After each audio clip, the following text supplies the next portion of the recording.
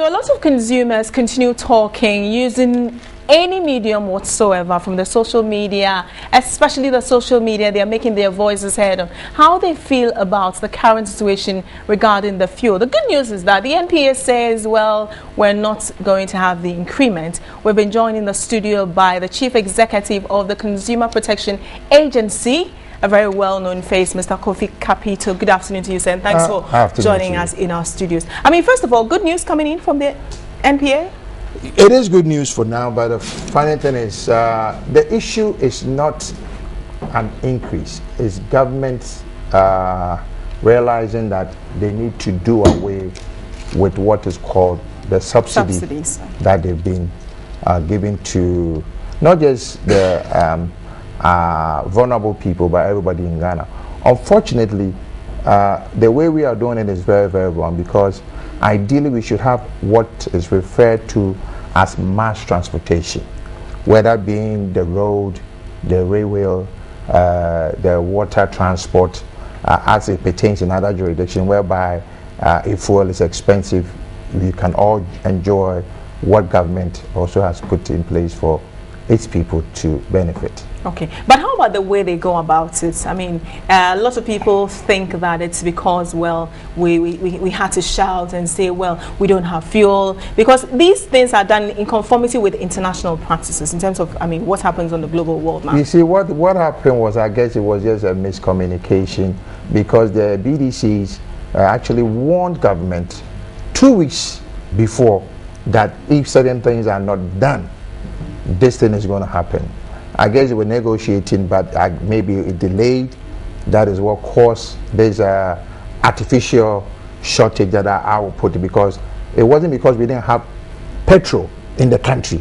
We did have petrol in the country, but the BDCs were saying that their bankers were not able to raise LCs for them. So now that I'm sure those things have been ironed out, that is why there's at least some relief to consumers in Ghana today. All right. Another issue we're going to be battling from tomorrow is the water and electricity. We're going to have 12% for electricity and then 6%. Your initial thoughts on it? I have a problem with the PURC's automatic adjustment, because automatic adjustments would go with better condition of delivery. You can't tell me that your duty is only to look at the variables that is put together by the utilities and they just either increase or decrease. The question is, are you looking out for what we the consumers who are paying? It's something called value for money, and then they would tell you that, oh, this is not the doomso.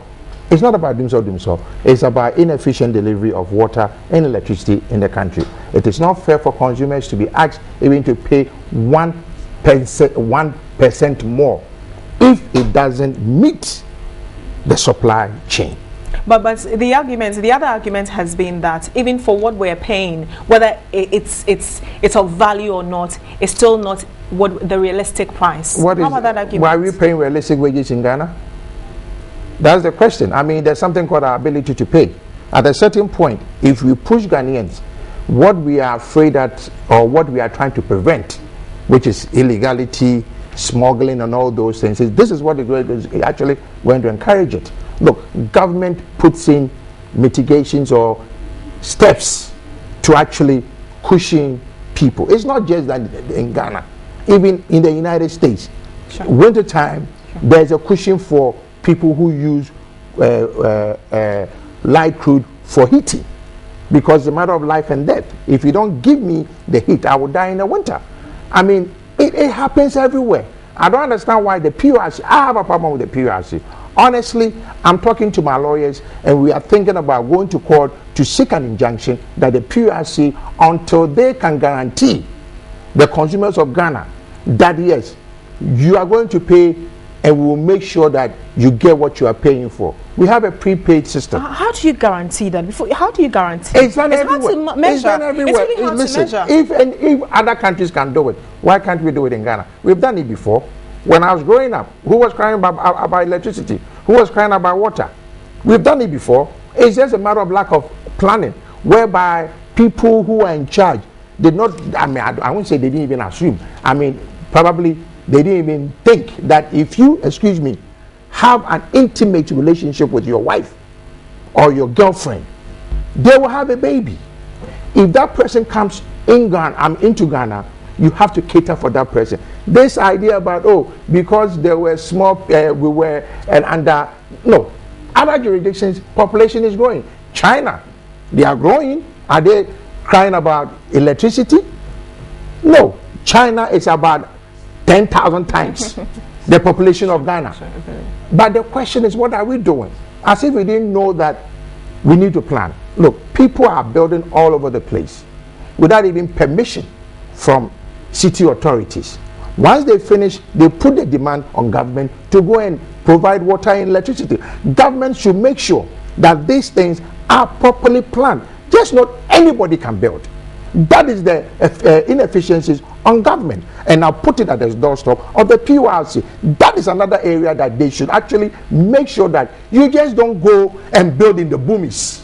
But while they are trying to meet costs, what do they do then? Well, for the past, I would say a year or a year and a half, you know, we've actually increased electricity more than 100%. Sure. So after 100%, what happened? After 100% increase, what happened? In other words, the increases, yes, takes effect, but the value remains same. It's only this time that they are not talking about service delivery or quality of service when it came to this increase.